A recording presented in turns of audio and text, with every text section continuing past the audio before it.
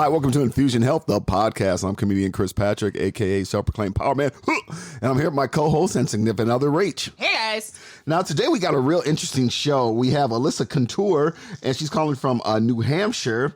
But what she does is she's a fashion author, fashion entrepreneur, and right now she's working on promoting fashion that for health and healing. I just thought the clothes you throw on, you just throw on. Like when I wear my Power Man t-shirt, you know. That would be like a really great example. Let's bring her in. Okay. Okay. As you can see, Rach can't wait. All right. Alyssa, welcome to the show.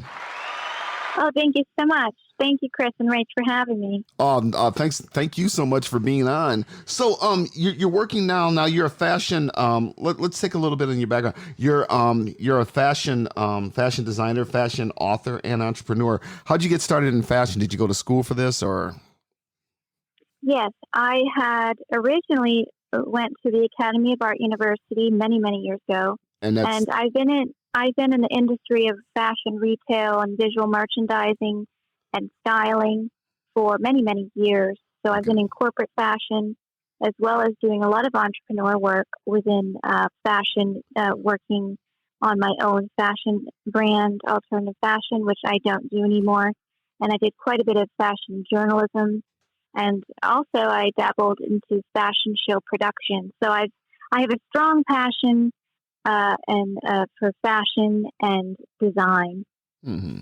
So, like her, one of our youngest daughters, she's really into fashion, and it kind of came as a surprise to me because I was looking at this book. I found this book in the car, and I was like, "Who did this?" They said Vanessa. I said, "Vanessa designed this," and I think she'd really be good in fashion. We're trying to get her in a sewing class now and stuff like that. But one of the things is how did you get started in? Well, we talked about how you got started in fashion, but what are some things that you do as far as fashion? What's like in now? Because my fashion has always been kind of like.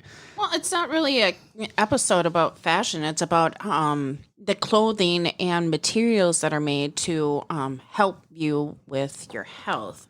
Okay, well, try to get it back. Well, you know what? Yeah, no, I agree with both of you. I think that fashion is extremely creative, and there are so many different facets and ways that fashion can be healthy and healing. And the design part of it is not just a creative, healthy part of fashion, but in general, there's so many different facets and ways that fashion can heal a person, and personal expression and style and being interested in creating a form of expression through our clothes is definitely one way we can tap into our wardrobe and use it to create healing and well-being. So as you had said, Rach, the materials, so the fibers, is one of the most important parts. Yeah. I believe, of healing and healthy fashion. And diving into the parts of fashion for health and wellness, I want to just mention, too, that you had originally said, Chris, that you didn't really know that fashion for health and wellness is really a thing. And it's actually you're correct. It's not very common. It's not very popular.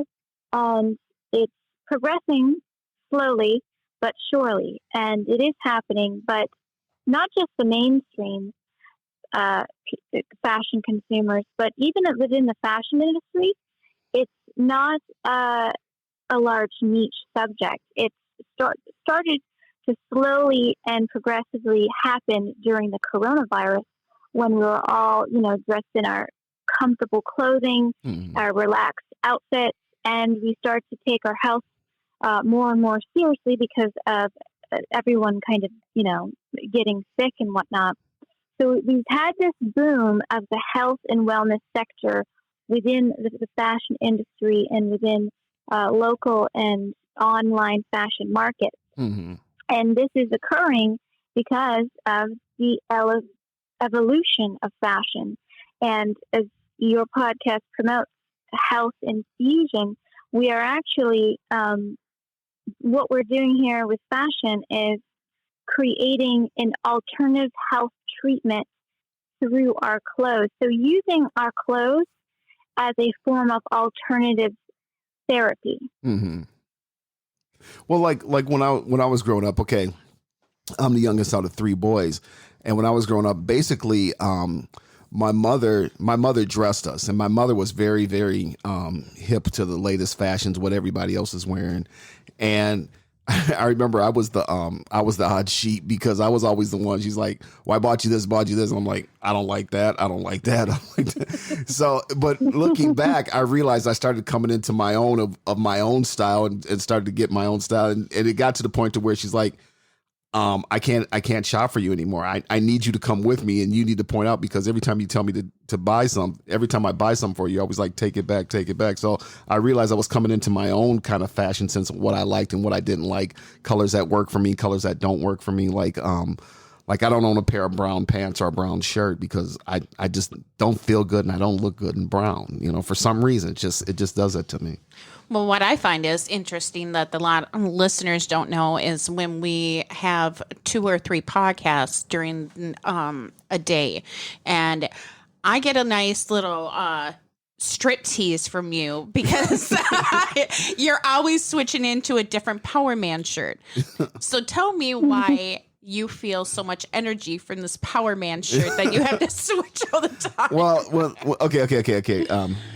In a nutshell, what happens when we came up with the show? I came up with the character, came up with the kind of image that you want to portray, you know, and it's the power. You know, I always, when we first started doing it, we had our kids taking pictures and taking videos of it so we could post online. So I didn't want to have the same shirt on, so it's different. So what I could see is like, okay, I was wearing that shirt this time, I was wearing that shirt that time, you know. So instead of doing 3 podcasts in a row, I'm wearing the same Power Man shirt. I could switch shirts and knowing, okay, that shirt was this time. So, but also too, it's just a different show and it's just a different feel, you know. And again, I'm just used to not wearing the same shit to make sure that it's different shows. That's not wearing the same thing. You know?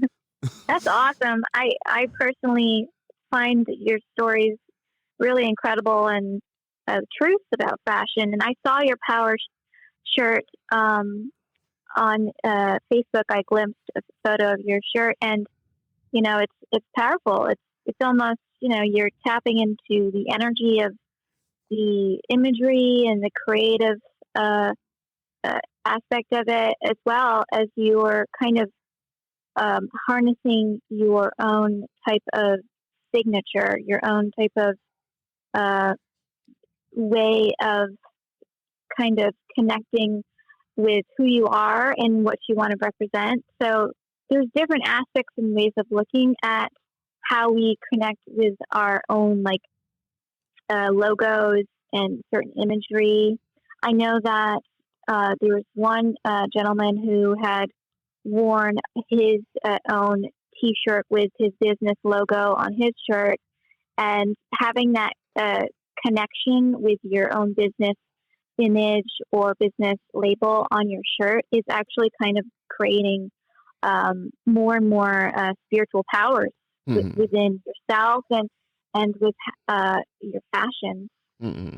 So yeah, that's really cool. I mean, that's really interconnected, and I loved how you approached creating your own style growing up and having such a confident, you know, form of being able to say, "No, Mom, I can't wear, you know, the clothes you're picking out for me." Right. I think that's also really an important way of being able to kind of what you had said. You're stepping into your style, you're stepping into your personality and who you are. And fashion can do all of that, and fashion does that. Mm-hmm. And even if people, you know, kind of believe at times that fashion can be frivolous, there's lots of deeper meanings behind fashion.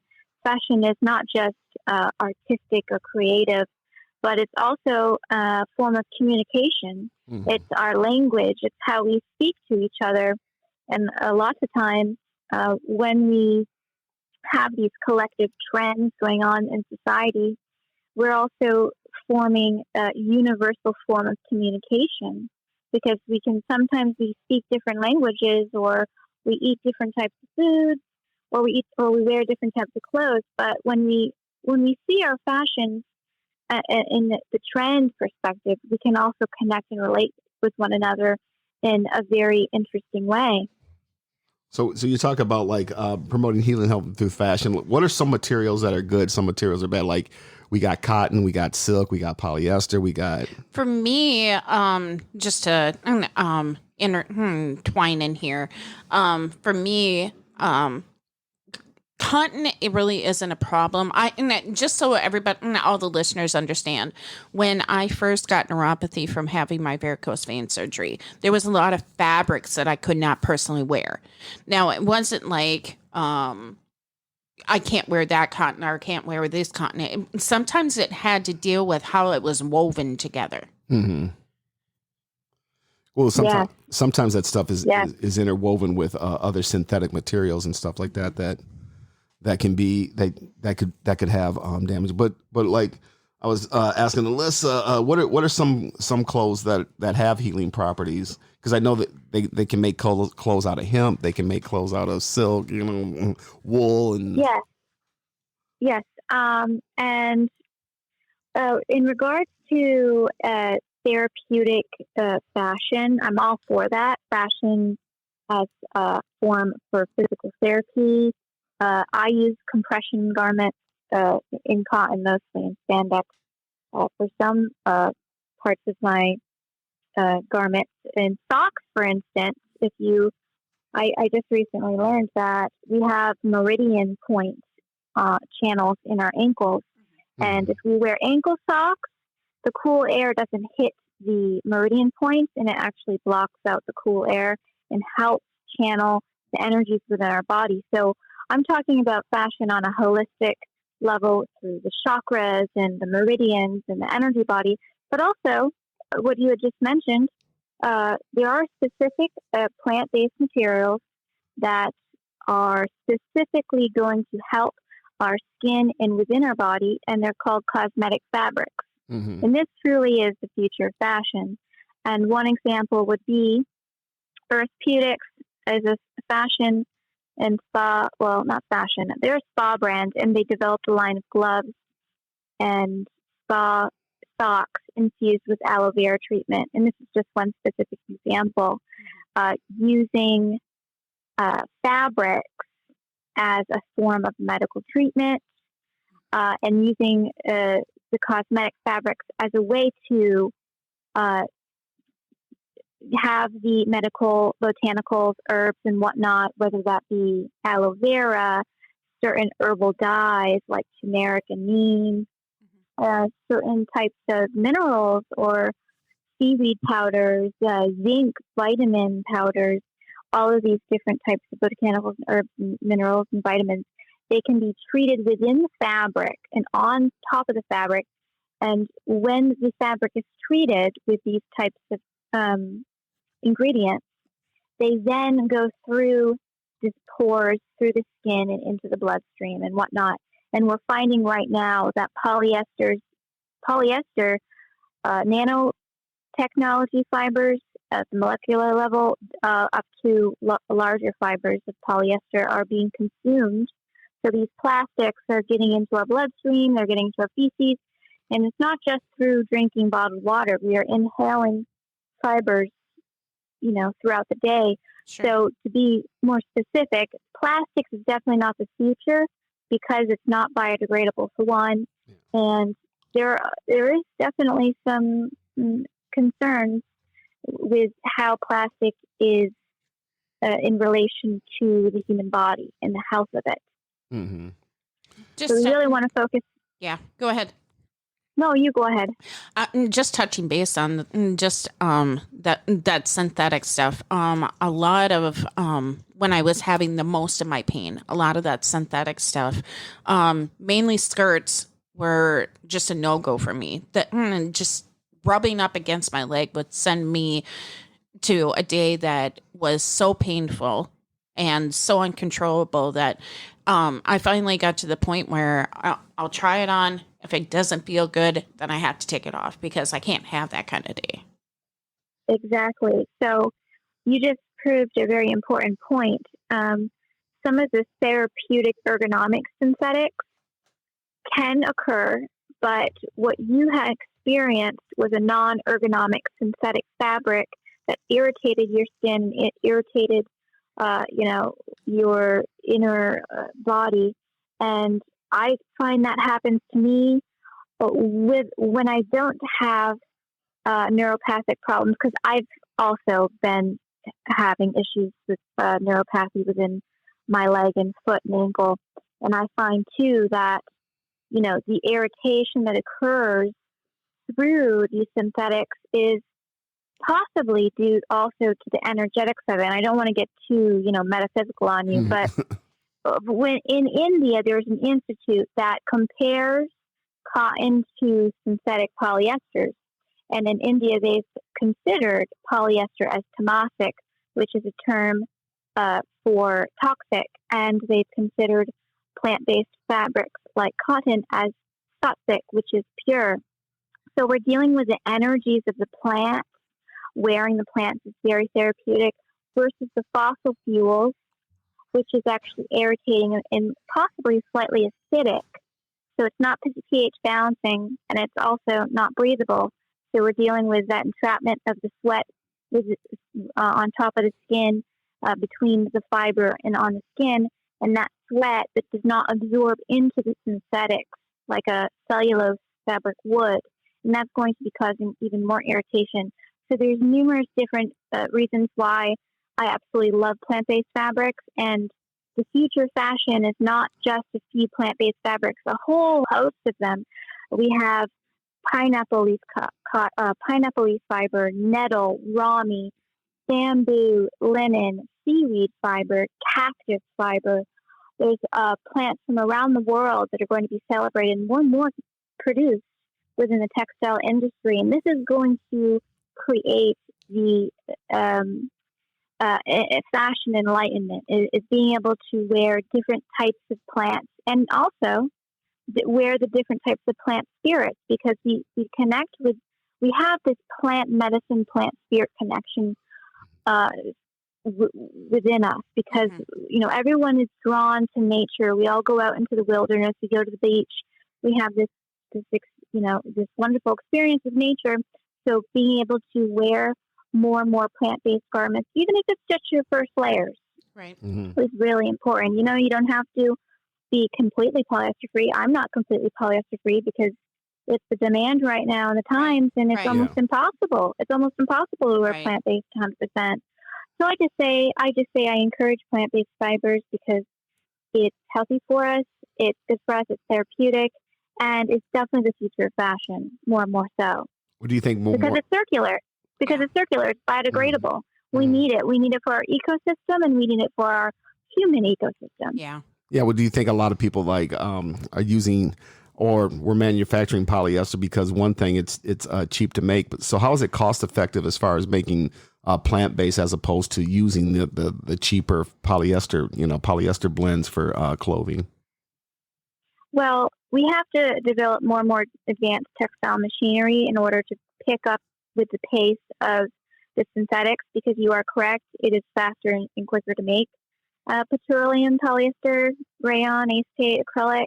But the problem is, it's the textile industry technology that really needs to be put in place, because we evolved this advanced technology to create all these really cool futuristic polyester fabrics, like, with all those, those active wear fibers that are all poly, but they're so advanced appearing. But we can use that technology and put it towards plants, like, so wearing bioplastics, for instance, instead of polyester and plastics, we can create bioplastics. So bio-based synthetics, and, well, technically not synthetics, bio-based plastics. So what is your... So that's one thing. But I didn't really answer the question. Go ahead. I apologize for not answering the question. I did want to tell you that it is possible. You can go into Target, you go into your mainstream local chain stores and find a little bit of plant-based fabrics, even if it's a blend. It's better than 100%.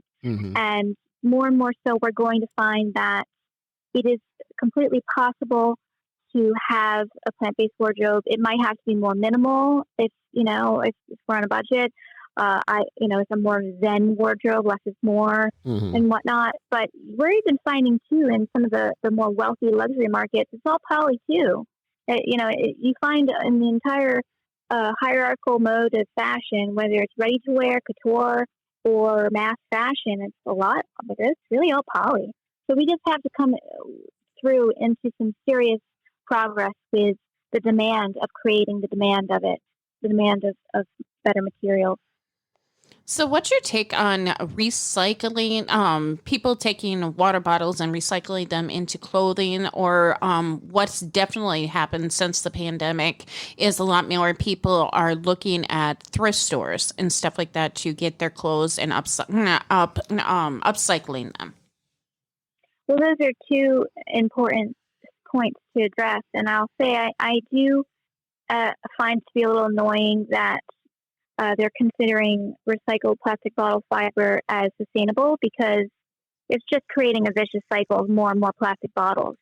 Because if you're gonna keep creating and producing recycled bottle plastic fashion, you're really just creating that vicious cycle of taking in more plastic bottles. It's just gonna. And one too is it's not circular. Maybe thousands or hundreds of years from now it'll biodegrade. But even then, when you expose the recycled fiber into the landfills after you throw out the garment, all of those chemicals within the garment is going to biodegrade and be released into the earth and into the environment, and that is not good for anyone. Sure. And I'll also mention too, recycled bottles don't necessarily really belong on the body. It's not necessarily completely natural because of the type of material. Yeah. And they're also finding that if it's not BPA free plastic, some of these plastics coming from the bottles, once we're wearing them, we're also introducing issues with potentially our hormones, with our digestion and stomach, with our blood, because of the host of chemicals that are being introduced into the fibers along with the polyester. So it's not just the plastic material and the petroleum oil that we're dealing with. It's also, we're dealing with thousands of chemicals that are being used to come up and produce the textile. Absolutely. So that's that. Yeah. So what do you think of animal based like materials like wool or leather and stuff like that? Well, I'm not against it, because it's always going to be around. It's always going to be niche. And if it's not niche, then you're basically abusing the animals. We're abusing the animals if we produce too much animal materials. I think that there's something native about it, traditional, that is never going to, leave this planet. Some people find wearing wool is cozy. You're wrapping yourself up in a little animal.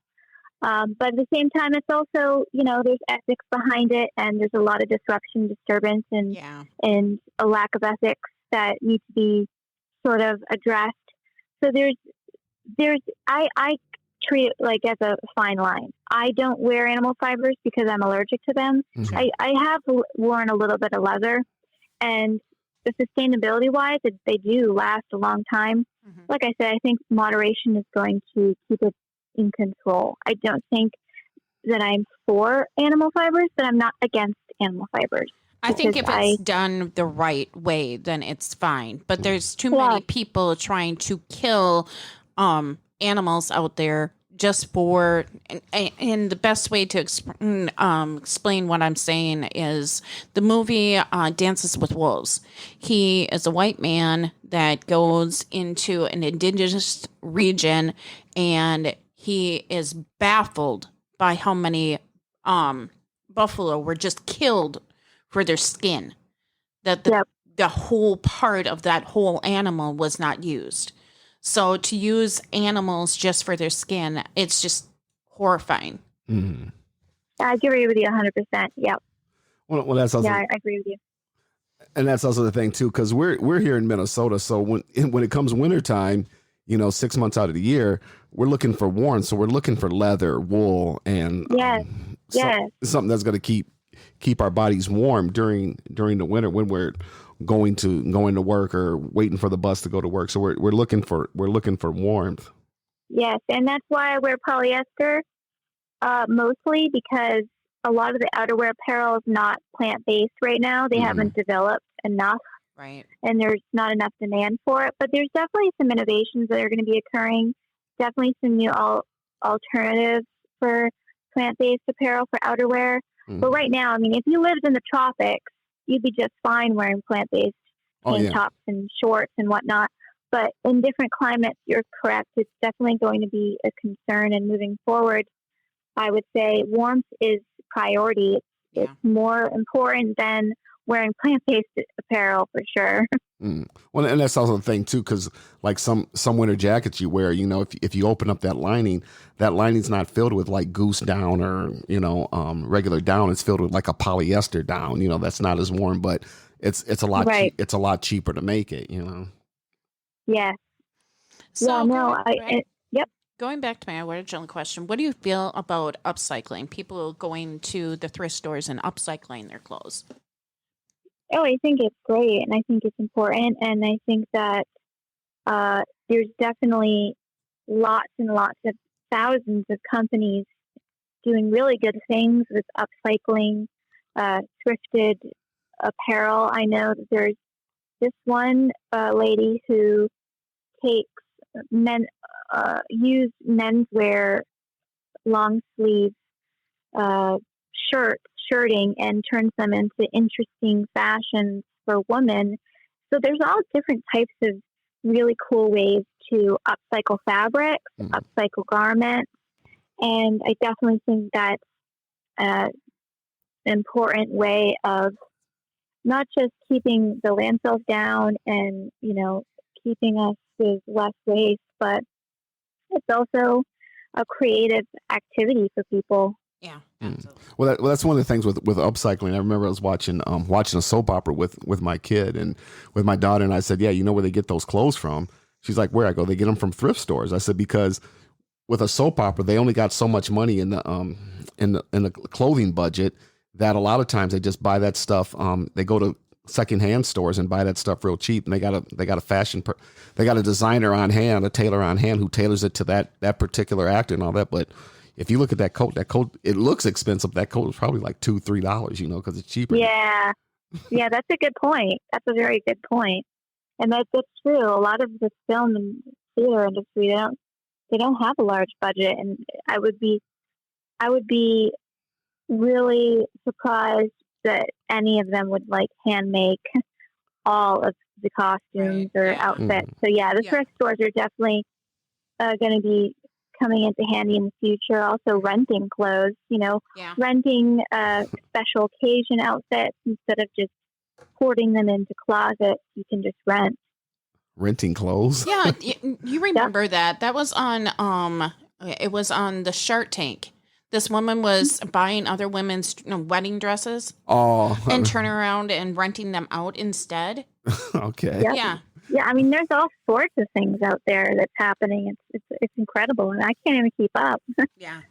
Well, according, I think Chris is with you. He didn't remember that episode. Yeah. I'm thinking like renting lingerie. It's like, nah, I don't think I want to do that. I don't think I want to do that. No. No. Not that. No. No, we're good without doing that. Yeah. Well, with the marijuana laws changing rapidly, I think one of the things that we can do is that there are hemp products, and you can get clothing and stuff like that made from hemp. So hopefully, with the marijuana laws, we will see more of that stuff. But also too, with the laws changing, we'll see more of that stuff, and that stuff will be a lot more cheaper. And hopefully hopefully it will go mainstream. Yes, that's a good point. And hemp fabric is definitely a number one. It'll definitely be a number one top plant fabric for the future, for sure. Mm-hmm. There was one on the Prophet, I think it was. They were recycling cork and turning that into objects. So, I'm looking forward to seeing my first seaweed shirt to be able to wear. Exactly. Yes. And I love cork. I'm a big fan of cork. And I think they're making a rain jacket with a little bit of a cork lining. And they're doing all sorts of shoe wear with cork and some accessories like bags for cork. I love cork. Cork is an amazing material. Yeah. And it's part of one of the materials, plant-based materials I talk about in Healthy Fashion, my book. Mm-hmm. Okay, well, this has been an interesting conversation talking about fashion. We learned a lot about my Power Man t-shirts, and I'm gonna get some more. Trust me. But awesome, that is awesome. But Alyssa, if people want to find your book or find information, you got a website or something they can go to? Yes, you can check out my website at www.hsandhealthy.campaign.com. And I also have social media on the top and footer of my website. You can check that out too. And my books can be found at Barnes & Noble, Amazon, or any local large bookstore you can order from. And what's the name of the book? Oh, and the book is called Healthy Fashion, The Deeper Truth. Healthy Fashion, The Deeper Truth by Alyssa Couture. And Rachel will definitely have that in the show notes. Yep. Absolutely. Okay. And it's been a great conversation, and I'll let Rach close us out. All right, you guys, if you appreciate what you heard, subscribe and tell others. We do have a Facebook page called Infusion Health. Go jump over there. We have a questionnaire now that says what you guys would like to hear more from us on the show. Also, what you would like to see more in the Facebook group. I want to thank Alyssa for joining us, and my closing is history is born on lines of hate. On here, we're trying to build lines of love and make you guys your best person, even when you're out styling. Have a great one. Take it easy.